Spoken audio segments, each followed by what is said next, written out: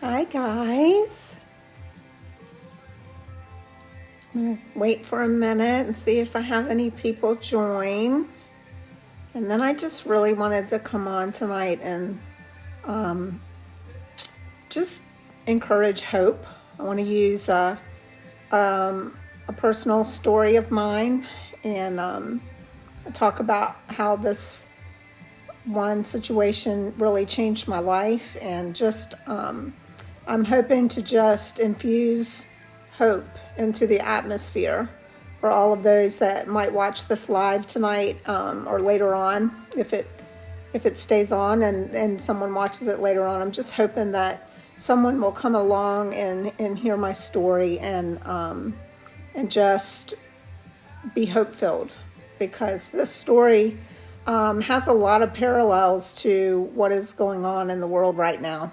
It's just that this particular disaster was in my personal life. And so I know that the world is in a panic right now, where most people that you are seeing reactions from are basically reacting to trauma. No one expected this. And when things happen that we're not expecting, it actually creates trauma in our minds, in our hearts, in our souls, and even in our bodies. Trauma that happens to you emotionally also causes trauma to your body. And so I'm really focused on restoring my health right now.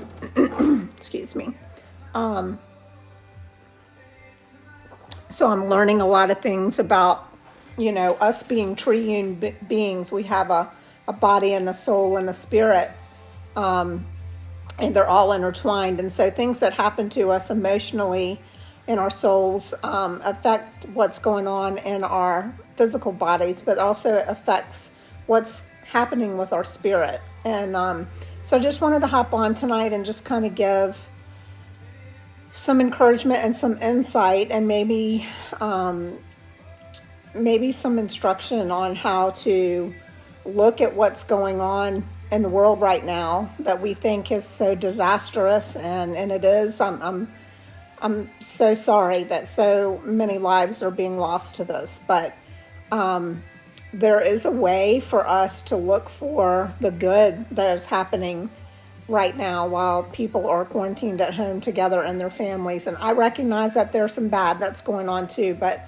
overall, I really feel like, the fact that families are gathering around their tables again, not just for one meal, but for 3 meals a day in a lot of cases, and not just for meals, but also for school and, game time. I'm seeing so many videos of families playing games, and they don't normally do that. Most people come home and they go through their routines after getting off of work and out of school, and they spend a little bit of time together and they're off to bed. But right now we're in a situation where we're really having to focus on family, and that's the way God designed us, to be in family. So while I recognize that there's a lot of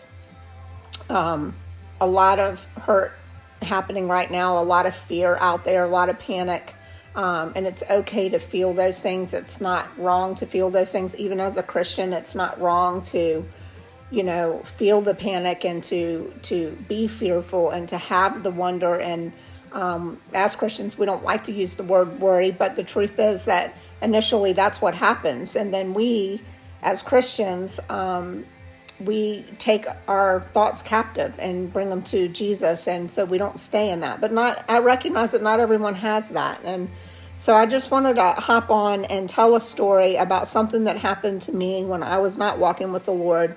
But I want to bring it around to where I am now, because really this thing that happened to me when I was not walking with the Lord has everything to do with why I'm where I'm at today. So a lot of my followers know that in 2011, I was living in what I call a wrong relationship. And that's my term, not saying that anyone else has to take that term. And I'm not saying that I'm judging anybody that is living in this type of a relationship now. I'm just saying, for me and my faith, what I was doing was a wrong relationship. And so I was living with a man, unmarried, and living over in Gloucester, Virginia. And looking at our life and our relationship and the natural, everything was good. We were both working. We were both, earning a paycheck. We had a home. We had food on the table. We had each other. And, to the world, it looked like things were great. But honestly, things really weren't great.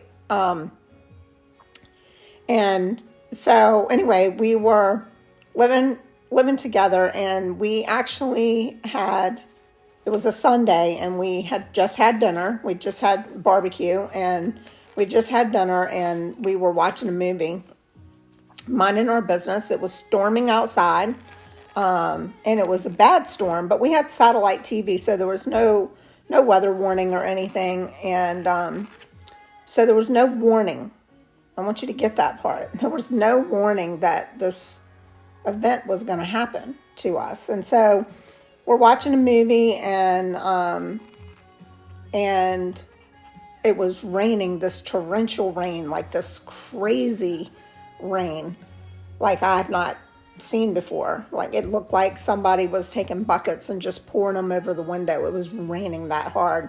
And the guy I was living with said, pull up the blinds, which is something we never did in that room. We never pulled up the blinds, and we were watching the bedroom TV was what we were watching the movie on. And we just never pulled the blinds up in there. But he said, pull up the blinds and let's watch the storm. So I did. And so we see the rain and everything. And he goes to get a bowl of ice cream. And he comes back. And he's eating his ice cream. And as he's eating this ice cream, when he walks back in, it was like somebody flipped a switch. And the rain stopped. And it just stopped just like that. And he goes, that's really weird. The rain just stopped. I mean, because it went from pouring down, raining to nothing. And so I said, yeah, that is weird. And I said, the sky's green too. And he said, so what does that mean? And I said, well, I've always heard that meant that there was tornadic activity in the air. And he said, girl, do you know the chances of a tornado hitting us here in Gloucester County? Did we know the chances of the coronavirus hitting us? So I was like, I slipped off the bed and walked over to the window, and I could see it coming. It was in a distance, and I could see it coming, and I said, I think you better come and look at this. And he thought I was kidding around, and he was like, girl, quit messing. And his son was there, and he ran and said, I want to see. And then by the time he got there, it was getting closer, and we're seeing trees spinning around and pieces of rooftops, and he said, Dad, you need to come and look. And he still didn't believe us. He was like, y'all need to quit. I'm not going to say the word he used, but y'all need to quit messing around. Then he comes and he sees it, and he says, holy, and then says, get in the tub. And so we all run in, and we get in the tub, and the tornado comes. As we're getting in the tub, our ears are popping, the windows are popping out, and you can just feel the pressure, and now we can hear it. Before we couldn't hear it, it just sounded like a storm, but now we can hear it, and it sounds like a train and a plane. And so we're in the tub, and the house starts going, and then it stopped. And I thought, okay, it's gone over us. And I even said that. And as soon as I said it, it picked the house up. It literally picked the house up that we were in. And we're tumbling around in the house. It's rolling around, and then boom. And so, I survived that, obviously, because I'm on this Facebook Live, but a tornado actually picked the house up that I was in on a perfect day when I thought everything in my world was fine. We just had dinner. We had a bowl of ice cream. We're watching a movie. The kids playing on the computer in the next room. Everything's peaceful. And then boom, a tornado comes and picks the house literally off the foundation and throws us in the woods.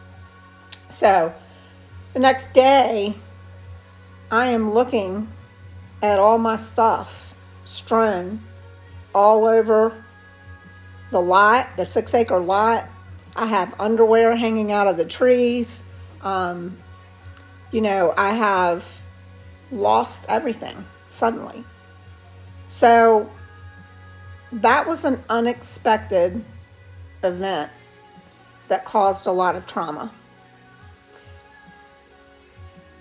But that is the point in my life where I recognized that something else was wrong, because suddenly I had nothing. And it's just like right now with this coronavirus. We did not know that this coronavirus was coming. We didn't have time to prepare. And right now, many of us are feeling like we don't have anything because we're being forced to stay at home. We're being forced to, not go to work and not have an income. When that happened, we had nothing. We had no groceries. We had no clothes. We couldn't do our jobs because everything was gone. We had nothing, and it just happened just like that. So I totally can relate to how America is dealing, or the world is dealing with this catastrophe, this pandemic, this unexpected virus. Within a year and a half, that relationship that I was in was over. And another traumatic situation arose out of that relationship ending. But those two horrible events that I went to stripped me of everything that I had in my life before. There's a song about that. It just stripped away everything that I had depended on to maintain my life before that time. It took that job away. It took that relationship away. It took everything that I owned away. The relationship ends. We go through this other horrible situation after the relationship ends. And after that, it's almost like I can't even get a job. I'm living with my dad, and then I'm moving a room at my church, and I have nothing. But it took getting to that place of nothing to cause me to really evaluate what was going on in my life and try to figure out how I got into that situation where I could lose everything like that. And the truth of the matter is, the way that I got to that place is a very long story. And tomorrow I've been challenged to give my testimony online. So tomorrow sometime during the day, I'm thinking it's going to be in the morning, I'm going to be giving my life testimony. But for this story, I just want to focus for a minute on the fact that situation is a lot like this situation for everybody else. It's just that was a personal situation for me. So it caused me to really evaluate my life and where I was, and my mental health and my emotional health and my spiritual health. And so it was that moment and that trauma and that loss and that fear even that caused me to really seek the Lord. And that was in 2000. Well, when the relationship ended, it was 2013. So it was about six and a half years ago. And so I just want to encourage you that what we're dealing with right now, it seems like it's traumatic, and it seems like it could be the end of the world. And I know that there's a lot of talk out there right now that it is. But from everything I'm looking at and from my relationship with the Lord, that's not what I'm feeling. What I am feeling is that the Lord has given us an opportunity right now to do what I did in the weeks, excuse me, in the weeks after that relationship ended, and in the weeks where I found myself even with less than I had after the tornado, He's given us an opportunity to be at home with our families right now and to reevaluate our lives, to reevaluate the important things, the things that we tend to just brush over and forget about, like sitting around the dinner table with our children or playing board games or, just having time to even reevaluate our finances. I wonder how many people right now are taking this time and actually going over and refining their budgets to make sure that if something like this ever happens again, they've got a nest egg somewhere. It doesn't have to be, oh my gosh, look at all this that we're losing. Oh my gosh, look at, what's going to happen about my job. I recognize that those are real questions, but I think the Lord has given us an opportunity to dig in deep like I did after that tornado and figure out that it's not really the dollar or the job that is our provision. We weren't designed to take care of ourselves without our Father. I'm not saying that we're not supposed to have a job. I'm not saying that we're not supposed to work. I am in a season right now where the Lord asked me not to work during this season because I've worked since I was 14 years old, and I believe the Lord is trying to balance something out for me and show me that He is my provider. And so He's asked me not to this year, and everything that I've needed has been provided for. But the truth is that same thing is true for anybody that wants to receive it. The Lord is your provider. He is your Father. He is the one that created you in your mother's womb. He actually knew you before He did that. He actually knew you. The Bible says that I knew you before you were ever conceived. And so He's our provider. He's going to take care of all of this. Yes, there are people out there that are succumbing to this virus right now. Everybody, the Lord knows our days. He knows the amount of days. It's, and I'm not sympathetic to the loss. I'm saying that there's hope in the midst of all of this. And now is not a time to buckle down in fear. Now is a time to reset your life. Just recalibrate things. You've got time now to sit at home and write out your life plan, and it's just not time to just be discouraged and depressed and fearful. That was a very traumatic and fearful time in my life, but it was the time that the Lord reset my life. It was when I had nothing, not even a job, that the Lord rushed in and He changed my heart. I have been a Christian. I prayed the prayer of salvation the first time, sometime between 9 and 11 years old. I want to say I was probably probably 10, between 10 and 11. I had gone to a summer camp and, I prayed a prayer of salvation, but I didn't grow up in a Christian home. And so I didn't have those values. And that, as I said earlier, is a long story, which I'm going to give a good part of tomorrow. But for tonight, I wanted to give you this life story that is kind of an analogy to what is going on in the world story right now. It was traumatic. I lost everything. A lot of the world is sitting at a standstill. A lot of the world is sitting in trauma. There were many weeks of trauma after that tornado that I spent living in a camper with nothing, not knowing what was going to happen. And so that's where we are finding ourselves right now. But it was then that I really started to dig in again it was right then that I started to dig in again to my faith, and really started recognizing that, I shouldn't have survived that. It doesn't make sense that I survived that tornado. I will tell you, one of the details that I didn't say about the tornado is when it picked the tornado up in the air, when it picked the house up in the air, the very last thing that I remember crying out was, God help me, right before my face slammed the wall and I was knocked unconscious. And but I screamed those words. I remember everything I said when that tornado happened. It's like burned in my memory, I guess, from the trauma. But I remember everything I saw, what it felt like, what it sounded like, and everything. But I remember the very last thing that happened before my face slammed that wall was I screamed, "God help me."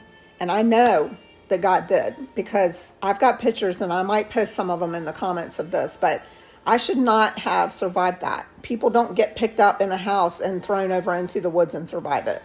And the piece of the house that we were in just breaks off when we're in the air, and the rest of the house just goes upside down in the woods. That doesn't just happen. That was God. And it has everything to do with me crying out, "God help me." And it has everything to do with God knowing that I would be where I am today. And that tornado is the beginning of the walk that got me here now in 2000. That was in 2011. Now we're in 2020, and here I am in ministry school.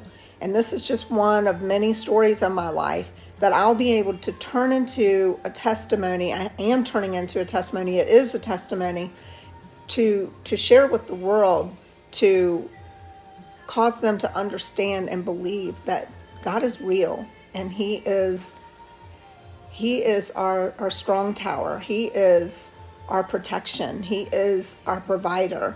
He is going to take care of this. He's not delaying in the way that we think that He's delaying. He's actually being graceful and giving people the opportunity to get to know Him before the real end time does come, because it is going to happen. And if we don't know Jesus, the Bible says He is the only way to heaven. We've got to know Jesus. We've got to know Jesus. We can't just know about Jesus. A lot of years I knew about Jesus, honestly, until really 2000, probably around 2010, 2011. I would say I would have told you that I was a Christian and that I knew Jesus, and I would pray. But I didn't hear from Jesus like I hear from Him now, because I didn't, I was hearing from Jesus, but I didn't recognize that I was hearing from Jesus. And so I didn't truly have a two-way relationship with Him like I do now. That all started because of that traumatic experience that happened in 2011. That's just 9 years ago. So here I am now in ministry school, and I'll have the ability to influence and impact the world in a greater way because of that traumatic experience. Do I think God caused it? Absolutely, I do not think God caused it. I think that the sin in my life at that time opened the door and made me a target for the devil, and the devil knew that I was going to get here, that God's plan for me was to get me to this place, and the devil was trying to come in and stop it. And I think that happens in a lot of people's lives. Am I saying that that's the story of every person that's died of the coronavirus? Absolutely not. That is not what I'm saying at all. We live in a broken, fallen, sick world, and unfortunately, there's a war going on around us constantly. And just like in a natural war, good people get caught in the crossfire. And I just think that sometimes it's their time, and sometimes they get caught in the crossfire. And that's all the more reason for those of us who are of the faith to do what I'm doing right now, and not just from the screen, but actually share our stories, share our Jesus stories out in the world, and bring hope and encouragement, and bring the lost to Jesus, because the end time is coming one day. But we don't have to be afraid of that, and we don't have to be afraid of dying, and we don't have to be afraid of this virus when we know Jesus, because we know where we're going to be. We're not ever truly gonna die. We're going to live eternally. Our bodies will die and decay, but our spirit, our souls will live forever. So I just wanted to hop on tonight and give you that little bit, and let you guys know that tomorrow I'm actually going to be sharing my testimony. My son has shared his testimony a couple days ago, and he challenged some people to share their testimonies, and so I'll be sharing a good portion of my life story tomorrow. So I invite you to join me for that, and I'll probably do a post maybe an hour ahead of time just to remind everyone. But you can actually share this. I want you to share this testimony. I want hope to flood social media more than fear and inaccurate inaccurate news is flooding social media. I want true stories and hope to flood social media. So share this story if you will, and if you want to hear my testimony tomorrow, you can mark. I think there's a way for you to mark me as your friend to see my post first, or actually on the live. There's something that you can do and it'll alert you that I'm going live. So if you care to hear my story tomorrow, it's kind of like a movie and it's pretty interesting what God's done in my life, where I've been, and the fact that I can actually be here now is amazing. But it was always God's plan for me to be here. All I had to do was align my spirit with his spirit.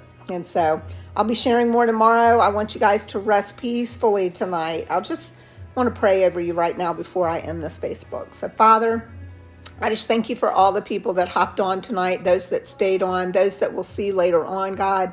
I thank you for every single one of them, God. Father, I ask that any misspoken word out of my mouth would fall void and be erased from anyone's memory, but every word that is the truth, that comes straight from you, God, I pray that it would pierce their hearts, God. Father, I pray that this word would actually bring peace over every person, that it would actually make sense, God. Even if just one person hears it and it makes sense to them, God, it's worth it. And so, Lord, I just speak blessings of peace over them. I ask for peaceful dreams tonight, God, that as every person that's listening right now, that hears my voice right now, as they lay their head down tonight, God, that they would think about this story that I shared tonight, and that they would recognize that you are going to take care of this, that your timing is perfect, God, that there is a way for them not to have to be afraid, even if death was their answer, God, that they don't have to be afraid of that, God. Lord, I pray that you would cause anybody that's listening to this story right now that doesn't know Jesus, that has never accepted Jesus, that is not sure if they have Jesus, I pray that you would break off any fear and any embarrassment, and that they would be willing to just reach out to me through private message, God. Lord, I would be honored to lead more of your children to come to a place where they truly know you, where they have a relationship with you, where they have assurance of their salvation, God. So I pray, Father God, that you would cause any person that needs to hear that is within my friends list, that maybe even they don't even follow me at all, God, that they just happen to come across this tonight, God. I pray that you would give them the courage to just reach out and allow me to lead them in a prayer that can assure them of the safety of your arms for eternity, God. Lord, I bless the health of everyone that's watching. I bless their sleep. If there's anyone that is watching that needs healing, I just speak healing over their bodies right now, God. And I speak prosperity over every person listening, God. Father, I ask for financial miracles, that every person that hears my voice in this live, God, that they would actually in the next weeks get a financial blessing, God, and that in that moment that they would recognize that it's an answer to this prayer that I'm praying right now. Even if it happens 2 weeks from now, that they would recognize, God, that it was an answer to this prayer that I'm praying to you right now, that there would even be just an increase in faith from just that little thing happening, God. I speak financial blessing over every person listening right now. Lord, I just thank you for all of their lives, and I thank you for the plan that you have for their life, God. It's in your name that I pray. Amen. So I love you guys. Have a wonderful evening, and hopefully I will see you again tomorrow.